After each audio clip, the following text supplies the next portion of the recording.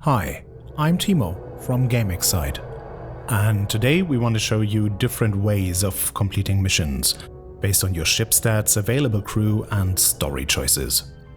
On our journey, we lost our resident telepath Cass early on due to a tragic accident.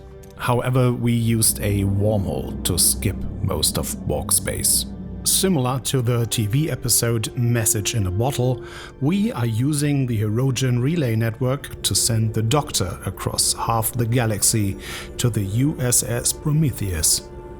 Only that we developed the technology to send holo duplicates of 2 additional crew members along.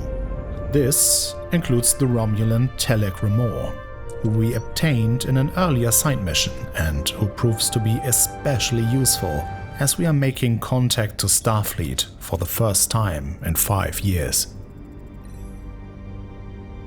Bad news. The relay network belongs to the Hirogen, who are not happy that we are using it. Starfleet is sending further transmissions through the relays, but like in the show, gathering them becomes a risky endeavor. So let's see how we can solve this situation with a ship that is focused on combat power. With a combat-focused ship, we can easily defend ourselves against the Hirogen attacks. But without advanced science labs, we need to visit additional relay stations to gather all the data, resulting in even more fights, with damage to fix, but also valuable loot. Eventually, we are led to download the final but crucial part of the transmission from the main relay, guarded by Idrin, the feared Hirogen Alpha. As our ship is armed to the teeth, we don't need to fear his fleet and can engage him head-on. Having bested him in battle, Idrin is even impressed with our strength and rewards us with the Hirogen hunting laser tech. But what if we had a ship focused on science and diplomacy? Our superior science labs allow us to gather more of the Starfleet transmission from fewer relays, thus minimizing the risk of Hirogen attacks.